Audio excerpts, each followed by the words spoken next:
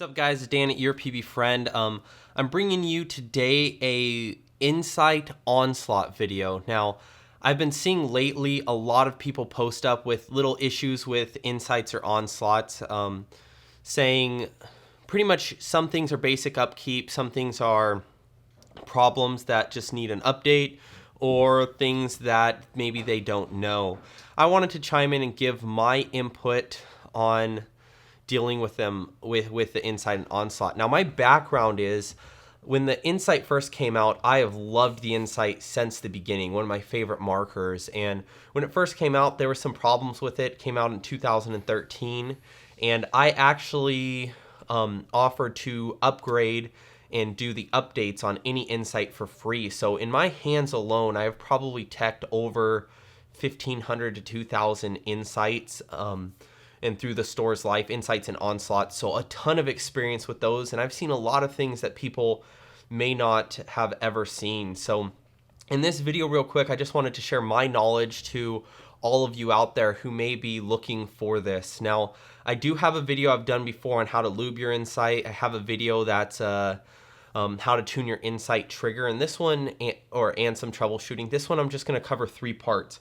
I'm going to cover basic upkeep, what I've found needs to be done to keep your Insight Onslaught shooting properly and working. 2, just kind of some quirks on the Insight and even some upgrades that are available, like the soft shot bolt, brass rammer, Rhino Spring, stuff like that. And then last, some troubleshooting, which we'll get into some more in-depth, quirky things that I have found through all the Insights I've gone through. So I'm going to run through this kind of quick, giving basics on all the different things for you guys. Here's my personal Insight in pieces. I don't even have here's my can for it. I have switched out parts from this gun for so many customers. I don't even have all the parts for it to work because I've worked on so many. But I love the Insight. My paintball teams shot the Insights and Onslaughts for 2 years, so we have a ton of tournament experience and so on. And I'm going to go through real quickly basic upkeep to keep your gun working. Step 1, tank pressure. Insights prefer 550, which is mid to low, down to a super low pressure. Some Insights work on a high pressure, and I've seen that, although it's not recommended. With a high pressure tank, usually what you'll see is at times it'll blow this body O-ring here or the ASA O-ring as it heats up, and you'll get a leak from that high pressure tank. I haven't found any advantages using the super low pressure at 300 over 450, 550. So that's what I've used on all my Insights. Number 2, your battery. You have to have a good battery on your Insight. On paintball guns, the battery indicator on the board means nothing. It really doesn't work. If you see a bar missing, your battery's shot, but it still could be bad beforehand. High quality battery puts out 9.7 volts. We actually use a battery tester. You can get them for $3 to $10 on Amazon or on the internet. I think we even sell them on our website, some cheap ones that work. And test your batteries. Use a high quality battery, but even high quality batteries can be low. That can cause shot down, make your eyes turn off, sputtering, velocity issues, a lot of different problems with that battery. So has to have it. We replaced our battery with the Insight before every single tournament. Number 2 is the lube. I recommend you use something like a Monkey Poo. Monkey Poo is a Dow 33 mixed with a high quality oil. Dow 33 kind of works just fine, but we've found that in cold climates or when shooting a lot of paint that the high quality mixtures of these greases actually stick to the bolt better and don't come off as fast, allowing us to shoot 4 to 5 cases between lubing rather than like 1.5 before you get dropped down and bolt stick and things like that. So I do recommend a Monkey Poo. That is a really good for Insights. We love it. Tight screws, actually. Your frame screws, your frames can get loose. Your feed necks, we've had problems with feed necks popping off. If they're kind of stripped, buy some new screws. We sell them, or contact blast, stick some new screws in there, really tighten them down. You can even put a drop of blue Loctite on there and hold those down, but make sure your screws are tight on your Insight Onslaught so that it keeps working properly. The other thing that is important for your basic maintenance is a 2x20 O-ring. And I'm going to get in this. This is the most important troubleshooting issue with all of them. If you're having shoot down, it's feeling like it's stuttering or it's not shooting, bolt stick, velocity issues, it won't shoot above 180, inconsistency, almost everything. 99% of the problems with an Insight comes down to a 2x20 O-ring. This is where it's found. The front half of the can, this is a broken can, don't mind that. Front half of the can, inside of it there's an O-ring. This is your brass shutoff. Your brass shutoff clips in that area, all right? Now, it came from the factory with a 19 originally, and the number 19 O-ring, what happened is air is getting behind, seeping around the shutoff, behind the rammer, and that's creating slow shoot down, or sometimes you can't even shoot, or you can't get up to velocity. It's not allowing it to move the way it should. Again, 99% of the issues, this O-ring right here. So this 19, and if you can tell the difference, here's a 2x20. So it's a bigger O-ring and it's much thicker. When the 2x20 is installed, I'm going to show you this Onslaught. When the 2x20 is installed, it is actually really hard to pull out. Let's see if this works. It's really hard to pull off the shutoff and get the shutoff in. If your shutoff, the brass piece, comes out easily with your finger, you do not have a 2x20. And you heard that click. That's a 2x20 O-ring. If it doesn't have it, it's a problem. Now, a lot of Onslaughts from the factory, they thought they fixed it by making the shutoff a little bigger and went back to the 19. Well, they started having problems again. The 2x20 should not go in easy. It's actually too tight for it. So I usually have to stick it down on a table to really push it in. The first time, sometimes it feels like it really cannot fit and it's hard to get in. I think the 2x20 does wear down too, because it's an oversized O-ring and getting crammed in there. Eventually it wears down. So if you start having that problem again, even if you know you have a 2x20, there's a chance that it's that problem as well. So 2x20 O-ring, if you're having these problems, check your battery first, make sure the thing's lubed, make sure you have a tank with air in it, and change your 2x20 and stick a 2x20 in there. It's almost all the case. Now, most Insights out there, if they're working, or Onslaughts, if they're working, have a 2x20. But again, I think it wears down. So 2x20 O-ring is a must-have if you want your gun to shoot properly, and it's the cause for 99% of the problems. So change that. Again, let's see. So this is a 2x20 as well, because it doesn't fit in properly, but it probably needs to be changed. Your spacer O-ring, which is a 20, that doesn't really matter. It's in between the cans. It just holds it from unscrewing. We'll get into troubleshooting with that in a second. Some quirks that you may see with the Insight or upgrades. So first one quirk, your solenoid. This is a Mac valve solenoid. Their wires are soldered together. This is not somebody ghetto rigging it from the factory. They get these from Mac Valve. The solenoids were made for a different application than paintball. That came with a much longer wire. Bob Long has them cut it, Mac Valve cut it and resolder it from the factory. And so this is actually correct. Now, in the troubleshooting part, we talk about that sometimes if your gun's not shooting, this wire actually pulls out from each other and you can't see it because of the heat shrink wrap sleeve. And so you need to pull it off, resolder it, re-shrink wrap it, and then you're good to go. These noids rarely ever go bad and die. That doesn't really happen often.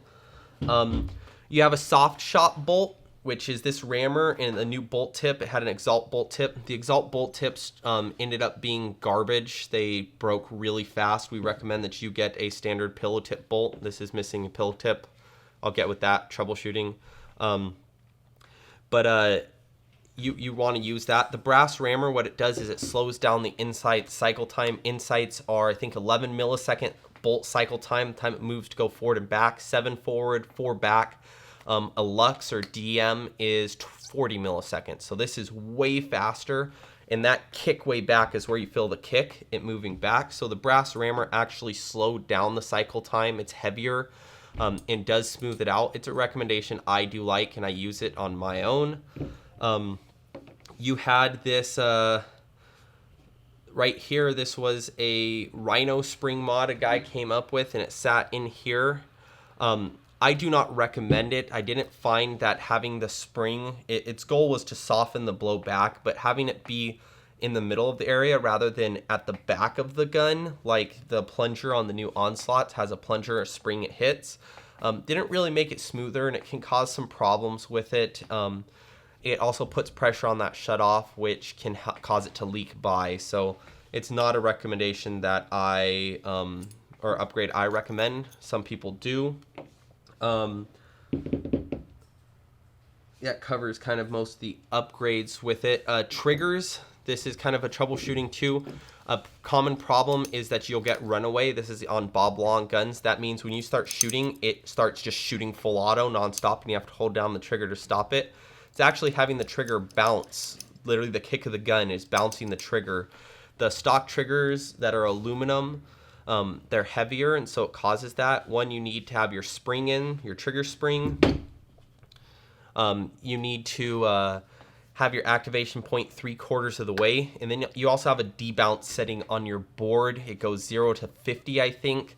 Go ahead and stick your debounce to 35, or as high as you need be to slow it down. What it does is make it less sensitive. You won't be able to shoot semi-auto as quickly, but you'll still be able to reach 15 balls a second semi-auto, which most people only shoot. Other option is you can get a Delrin trigger here. They're lighter. Bob Long makes it, and Violent Series makes some. They're lighter. You can actually tweak it to run with your spring out, but messing with your debounce setting. Your mechanical debounce, you can stick up to 5. It doesn't do a whole lot, but your debounce settings stick. A lot of times I find 35 is the key. Dwell, basic running your dwell. Do not stick your dwell below 12 almost ever. I've not found any significant sticking it lower. Now, mind you, I am not trying to tune your guns.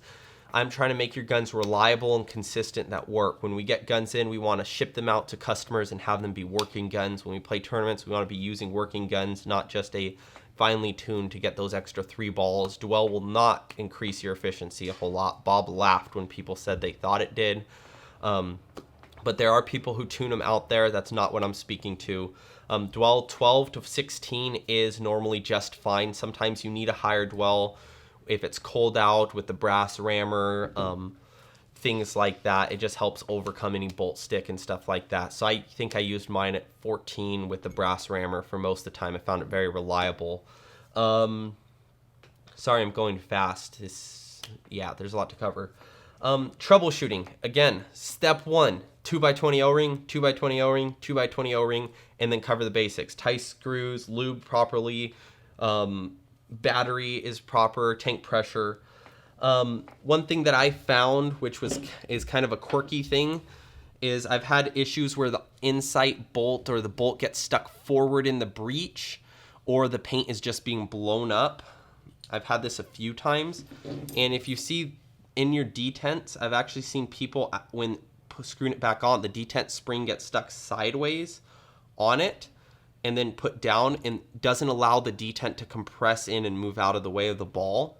And so actually the bolt tip is getting pushed past it and getting caught on the detent. That's kind of a quirky thing, but I have seen that happen a few times.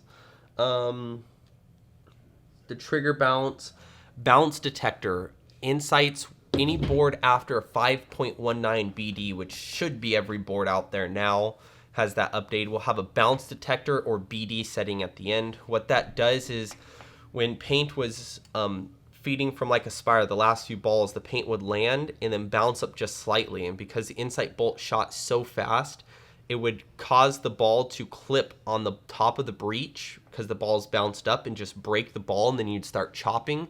And it happened at the last few balls of a loader most of the time. You can take that BD setting, and what it does is it slows the bolt down to wait for the ball to settle to shoot. Again, that slows down your maximum rate of fire when shooting semi-auto, but with things especially like a Spire non-force fed loader, it will stop you from chopping paint. You can go ahead and turn that up. I believe stock it's 15 milliseconds, and so that's usually fine. All the Insights do have that now, BD or bounce detector setting. Another problem which we've seen at times is your shaft or rammer, we call it, comes loose and unscrewed. I've seen brass rammers break on the back cap, or you're hearing a pinging sound. You want to make sure that these are tight together. Do not lube this front O-ring. That O-ring is simply there to hold the tip parts together, so the rubber, when it's lubed, it comes undone easier. I've seen people put a drop of Loctite or even stick a piece of Teflon on there. That's fine because this is on the other side of the solenoid. It's not going to be an issue to stick just a little piece of Teflon on it.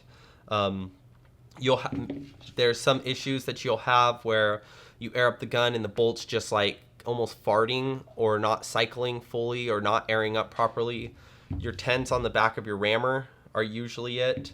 2x20, like I always say. Your Noid O-rings, if you have a leak that's gushing out of this hole right here, the first thing to check is your 10s on the back of the rammer, or you can check your solenoid, screwing it by hand. But you see there's 4 small O-rings. These O-rings I've only been able to find at Blast because they get them from Mac Valve. They're specific for that, but sometimes these will break and the air will rush right by through it. You want to stick dowel 33. Do not stick dowel 55 on these because they will swell and they're so fragile that they can break doing that. But this is just a hand tightened, very simple solenoid. Again, if the solenoid's not working, it's probably your wires. Your manifold, you pretty much never ever need to take off for any reason at all. You can get leaks out of that hole if you did take it off and didn't Loctite it back down, so make that Loctite. You have these 10s, and there's I believe a 10, and then I can't remember the other size O-ring inside there. You don't need to change them often. Once a long time ago it was changed to a urethane O-ring that has since been updated to a standard size black one. Doesn't really matter. You don't need to change that very often. The Onslaught actually has 3 of those O-rings, and they're 2 10s. It's not a big deal as well. Your cans have cracked. I'm not sure why, if it's loose bolt head or something, but lately I've seen cans crack. Not this bad. This one was stepped on after cracking. But if your can cracks, we have them for sale on our website, or you can contact Blast and pick them up. I have seen a few times where this U-shaped bumper is needing to be replaced, and that's a problem. The other thing as well, if your gun's not holding air, you fire one shot and it's just draining. I've seen people put in their ram or their shut off backwards, so you don't want to do that. I think that's it for right now. Last thing is there's a plunger in the Onslaught in the back of it. I've had it get stuck back before. You need C-clamps to unstick it. That's usually because the rammer gets unscrewed and then smacks against it. This is really it. Onslaught Insight, amazing performing gun, super smooth, fast, reliable, consistent, can work really well. Has some quirks. You know, you really got to make sure that basic maintenance is up. And when I said basic, tight screws, lube, tank pressure, battery, and then it needs that 2x20, and you should be going. So like, comment, subscribe. Let us know what you think. Please let us know if you want to see any other videos. Hopefully you find this helpful, and go ahead and shop at yourpbfriend.com. Thanks.